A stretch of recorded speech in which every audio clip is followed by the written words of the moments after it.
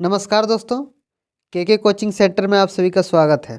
मैं हूं कैलाश कुमार और आज क्लास 10 के साइंस का बायोलॉजी सेक्शन से चैप्टर नंबर 8, चैप्टर का नाम है जीव जनन कैसे करते हैं, उसका एमसीक्यू क्वेश्चन लेके आया हूं। ये सारे एमसीक्यू क्वेश्चन बहुत सारे गेस्ट पेपर को और सेट को मर्ज करके बनाया गया है, इसलिए एग्ज़ाम की दृष्टि से काफ़ी इम्पोर्टेंट है। आप सभी इस सेट को, इस वीडियो को पूरा देखें और अगर इस चैनल को सब्सक्राइब नहीं किए होंगे तो कृपया सब्सक्राइब कर लें, साथ ही बेल आइकन को भी दबा दें जिससे वीडियो का नोटिफिकेशन आपको समय समय पर मिलती रहे। साथ ही अपने दोस्तों को भी शेयर करें जिससे इसका फ़ायदा सबको मिल सके। तो आइए आज हम लोग शुरू करते हैं क्लास 10 के बायोलॉजी से, साइंस के बायोलॉजी से चैप्टर नंबर 8। चैप्टर का नाम है जीव जनन कैसे करते हैं, उसका एमसीक्यू। पहला क्वेश्चन है, द्विखंडन द्वारा अलैंगिक जनन किसमें होता है? द्विखंडन मतलब केंद्रक उसका दो खंड में बट जाता है, तो किसमें होता है? अमीबा में। प्लेनेरिया में किस विधि से अलैंगिक जनन होता है? तो प्लेनेरिया में होता है पुनरुद्भवन से या फिर पुनर्जनन से। हाइड्रा में प्रजनन किस विधि द्वारा होता है? तो मुकुलन से होता है। मुकुलन द्वारा अलैंगिक जनन होता है किसमें? तो ईस्ट में। अमीबा में किस विधि द्वारा जनन होता है? तो द्विखंडन द्वारा। ईस्ट कोशिका किस विधि द्वारा अलैंगिक जनन करती है? तो मुकुलन द्वारा। मलेरिया परजीवी का नाम क्या है? तो प्लाज्मोडियम। एकल जीवी प्लाज्मोडियम में किस विधि द्वारा जनन होता है? तो बहुविखंडन द्वारा। स्पाइरोगैरा में प्रजनन किस विधि से होता है? तो खंडन विधि द्वारा। उस जंतु का नाम जो पुनरुद्भवन द्वारा जनन करता है क्या कहलाता है? तो प्लेनेरिया कहलाता है। पतियों द्वारा कायिक प्रवर्धन किस में होता है? तो ब्रायोफिलम में होता है। ब्रायोफिलम में किस भाग द्वारा जनन होता है? तो पत्ती में होता है। स्ट्रॉबेरी पौधे में प्राकृतिक जनन की विधि का नाम क्या है? तो दाब लगाना। डीएनए कहाँ पाया जाता है? तो कोशिका के केंद्रक में। किसकी प्रतिकृति का बनना जनन की मूल घटना है? तो डीएनए का। आनुवंशिक गुणों का संदेश होता है किसमें? तो डीएनए अणुओं में। यह है आनुवंशिक गुणों को ढोता है। जब डीएनए की नई प्रतिकृति कोशिकीय संगठन के साथ समायोजित नहीं हो पाती है तब कोशिका क्या होती है? तो मर जाती है। किस विशिष्ट आनुवंशिक पदार्थ के अंदर प्रोटीन के संश्लेषण की सूचनाएं कूटबद्ध रहती है? तो आनुवंशिक जो गुण होता है किस पर रहता है? तो डीएनए पर। पुष्पी पौधों में लैंगिक जनन। पुष्प का सबसे बाहरी भाग क्या कहलाता है? बाह्य दलपुंज। पुकेसर में क्या होता है? परागकण होता है। फूल में नर प्रजनन अंग क्या है? पुकेसर है। पुष्प के केंद्र में अवस्थित मादा जनन अंग क्या है? तो स्त्रीकेसर है। परागकोश में होता है क्या? तो परागकण होता है। उड़हुल किस प्रकार का पुष्प है? तो द्विलिंगीय पुष्प है। किसी एकलिंगी पादप का नाम लिखिए जो कमजोर तने वाला हो और भूमि पर फैल जाता हो, मतलब जिसका लत होता हो, तो कौन है? और वो एकलिंगी कौन है? तो तरबूज है। फिर है एकलिंगी पुष्प का उदाहरण है कौन? सरसों। पौधे के जनन अंग कहाँ पाए जाते हैं? तो पुष्प में। पौधे के किन जनन अंग में बीजांड पाया जाता है? तो अंडाशय में। फ्रिम्बी नामक संरचना पाई जाती है किसमें? तो अंडाशय में। परिपक्व हो जाने पर अंडाशय विकसित हो जाता है किस पर? फल पर। नर युग्मक और मादा युग्मक के संलयन को क्या कहते हैं? तो निषेचन कहते हैं। मानव जनन तंत्र। अंडाणु का निषेचन होता है कहाँ पर? अंडवाहिनी नलिका में। मानव मादा में निषेचन कहाँ होता है? तो फ्लोपियन नलिका में। मानव मादा के जनन तंत्र का भाग नहीं है कौन? शुक्रवाहिका। ये मानव मादा नहीं, नर का भाग है। किस संरचना द्वारा भ्रूण को माँ के रुधिर से पोषण मिलता है? तो अपरा से।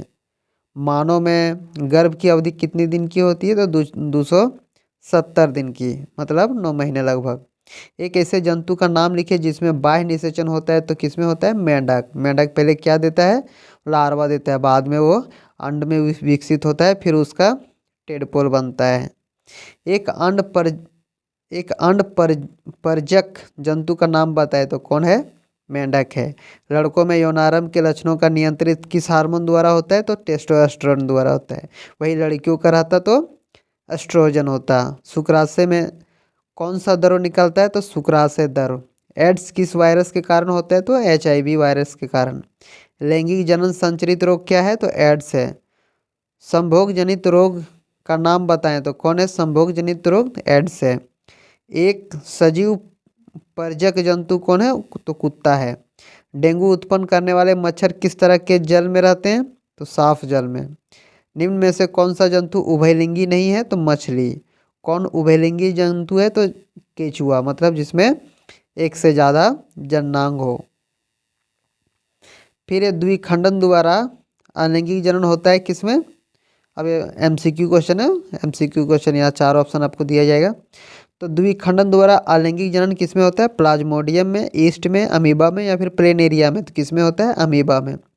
प्लेनेरिया में किस विधि द्वारा अलैंगिक जनन होता है? ऑप्शन है पुनरुद्भवन या फिर पुनर्जनन या फिर द्विखंडन, मुकुलन या फिर कायिक प्रवर्धन। तो किसमें होता है? पुनरुद्भवन या पुनर्जनन में। तो ऑप्शन नंबर इसका 1 सही है। हाइड्रा में प्रजनन किस विधि द्वारा होता है?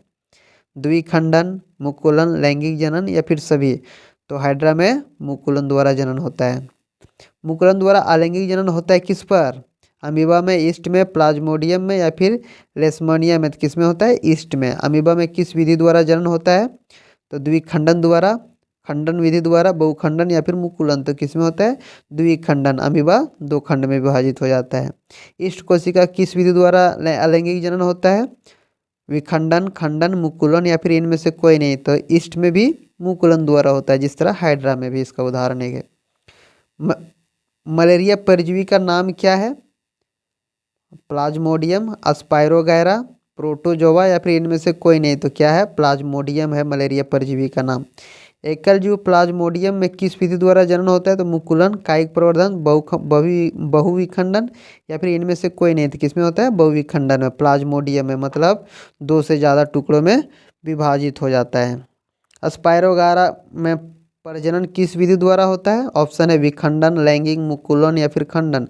तो किस पर होता है? खंडन विधि द्वारा। उस जंतु का नाम जो पुनरुद्भवन द्वारा जनन करता है कौन है? मेंढक, प्लेनेरिया, अमीबा या फिर इनमें से सभी? तो कौन है? प्लेनेरिया है। पतियों द्वारा कायिक प्रवर्धन किसमें होता है? आलू में, ब्रायोफिलम में, अमरूद में या फिर गुलाब में? तो किसमें होता है? ब्रायोफिलम में पतियों द्वारा होता है, जिसको हम लोग पत्थर चट्टा या पथरी का पौधा कहते हैं, ब्रायोफिलम को। ब्रायोफिलम किस भाग द्वारा जनन करता है? तो पुष्प, तना, पत्ती या फिर मूल? तो किसके द्वारा करता है? पत्ती द्वारा। स्ट्रॉबेरी पौधे में प्राकृतिक जनन की विधि का नाम क्या है? कली रोपण, दाब लगाना या फिर कलम लगाना या फिर इनमें से सभी? तो क्या है? दाब लगाना। DNA कहाँ पाया जाता है? तो कोशिका दौर में, कोशिका के केंद्रक में या फिर इनमें से सभी? तो कहाँ पाया जाता है? कोशिका के केंद्रक में। किसकी प्रकृति का बनना जनन की मूल घटना है? DNA की, केंद्रक की, जीन की या फिर जीव द्रव्य की? तो किसकी? DNA की। आनुवंशिक गुणों का संदेश होता है किसमें? DNA अणुओं में, जीव द्रव्य में, तंत्रिका में या फिर मस्तिष्क में? किस आनुवंशिक गुण का बात है? तो DNA। जब DNA की नई प्रतिकृति कोशिकीय संगठन के साथ समायोजित नहीं हो पाती है तब क्या होता है? कोशिका विभाजन होता है। कोशिका विभाजन नहीं होता है, नई प्रकृति नष्ट हो जाती है या फिर कोशिका मर जाती है। तो क्या होगा? जब DNA की प्रकृति के कोशिकीय संगठन नहीं हो पाता है तो कोशिका मर जाती है। किस विशिष्ट आनुवंशिक पदार्थ के अंदर प्रोटीन के संश्लेषण की सूचना कूटबद्ध रहती है? तो DNA में, RNA में, केंद्रक में या फिर कोशिका में? तो किस में रहती है? DNA में। इसका सही ऑप्शन ए हो जाएगा। पुष्प के सबसे बाहरी भाग को क्या कहते हैं? दलपुंज, पुकेसर, बाह्य दलपुंज या फिर स्त्री केसर? तो क्या कहेंगे बाहरी भाग को पुष्प के? बाह्य दलपुंज। पुकेसर में होता है क्या? वर्तिकाग्र, परागकण, बीजांड या फिर बाह्य दल? तो क्या होता है? पुंकेसर में परागकण होता है। फूल में नर प्रजनन अंग कौन है? वर्तिका, वर्तिकाग्र, पुकेसर या फिर अंडप? तो कौन है? पुकेसर है जो नर प्रजनन अंग है। पुष्प के केंद्र में अवस्थित मादा जननांग कौन है? पुकेसर। परागकोश, स्त्री केसर, परागकण? तो कौन है? स्त्री केसर। परागकोश में होते हैं क्या? बाह्य दल, अंडाशय, अंडप या फिर परागकण? तो क्या होता है? परागकण होता है। ओड़हुल किस प्रकार का पुष्प है? द्विलिंगीय, एकलिंगीय, दोनों या फिर इनमें से कोई नहीं? तो क्या है? द्विलिंगीय है। किसी एकलिंगी पादप का नाम लिखिए जो कमजोर तने वाला हो और भूमि पर फैलता हो, मतलब जिसका लत होता हो। तो कौन है? संतरा, तरबूज, आम या फिर इनमें से सभी? तो क्या है? तरबूज है। एकलिंगी पुष्प का उदाहरण है कौन? सरसों, उड़हुल, पपीता या फिर इनमें से कोई नहीं? तो एकलिंगी पुष्प है सरसों। पौधे के जनन अंग कहाँ पाए जाते हैं? बाह्य दल में, पुष्प में, अंडाशय में या फिर पराग कण में? तो कहाँ पाया जाता है? पौधे के जनन अंग पुष्प में पाया जाता है। पौधे के किस जनन अंग में बीजांड पाया जाता है? तो वर्तिका में, वर्तिकाग्र में, परागकोश में या फिर अंडाशय में? तो कहाँ पाया जाता है? अंडाशय में। फ्रिम्बी नामक संरचना पाई जाती है किसमें? वर्तिकाग्र में, परागकोश में, अंडाशय में या फिर वर्तिका में? तो कहाँ पाई जाती है? अंडाशय में। निषेचित पुष्प के भाग को झड़ जाते हैं। निषेचित पुष्प के भाग जो झड़ जाते हैं क्या कौन कौन? पुकेसर, बाह्यदल, वर्तिकाग्र या फिर सभी? तो चूंकि पुष्प में जो निषेचन की प्रक्रिया होती है, पुकेसर, स्त्रीकेसर, ये सब कहाँ होता है? पुष्प में। और वो बाद जब फल बन जाता है तो ये पुष्प झड़ जाता है, तो इसलिए इसका ऑप्शन हो जाएगा सभी में, ऑप्शन नंबर 4। परिपक्व हो जाने पर अंडाशय विकसित हो जाता है किस पर? फल में, बीज में, स्त्रीकेसर में या फिर पुकेसर में? जब परिपक्व हो जाता है अंडाशय तो क्या बन जाता है? फल बन जाता है। नर युग्मक और मादा युग्मक के संयोजन को क्या कहते हैं? तो उसको निषेचन कहते हैं। ऑप्शन नंबर इसका 3 सही है। अंडाणु का निषेचन होता है कि कहाँ पर? अंडाशय में, अंडवाहिनी नालिका में, गर्भाशय में या फिर इनमें से किसी में नहीं? तो कहाँ होता है? अंडवाहिनी नालिका में। फिर क्वेश्चन है मानव मादा के जनन तंत्र का भाग नहीं है कौन? मादा जनन भाग नहीं है। अंडाशय, गर्भाशय, शुक्रवाहिका या फिर डिंबवाहिनी? तो कौन नहीं है? शुक्रवाहिका है। ये पुरुष जनन तंत्र है। किन संरचना द्वारा भ्रूण को माँ के रुधिर से पोषण मिलता है? फ्लोपियो नलिका, अपरा, गर्भाशय या फिर अंडाशय? तो किसके द्वारा मिलता है? अपरा से। मानव में गर्भ की अवधि कितने दिन की होती है? 290, 270, 245 या फिर 200? कितने दिन की होती है? 270 दिन की होती है। एक ऐसे जंतु का नाम लिखे जिसमें बाह्य निषेचन होता है। किस पर होता है? मनुष्य में, मेंढक में, तितली में या फिर इनमें से सभी? तो मेंढक में होता है बाह्य निषेचन, ऑप्शन नंबर इसका 2। एक अंडपरजक जंतु का नाम बताएं। मेंढक, गाय, बकरी, इनमें से सभी? तो कौन है? मेंढक। लड़कों में यौनारंभ के लक्षणों का नियंत्रण किस हार्मोन द्वारा होता है? तो ऑप्शन है प्रोजेस्टेरोन, टेस्टोस्टेरोन, शुक्राणु या फिर इनमें से सभी? तो कौन है? टेस्टोस्टेरोन हार्मोन के द्वारा। अगला क्वेश्चन है शुक्राशय से कौन सा द्रव निकलता है? तो पूरावस्था द्रव या फिर शुक्राशय द्रव या फिर रजोस्राव या फिर इनमें से सभी? तो कौन है? शुक्राशय द्रव।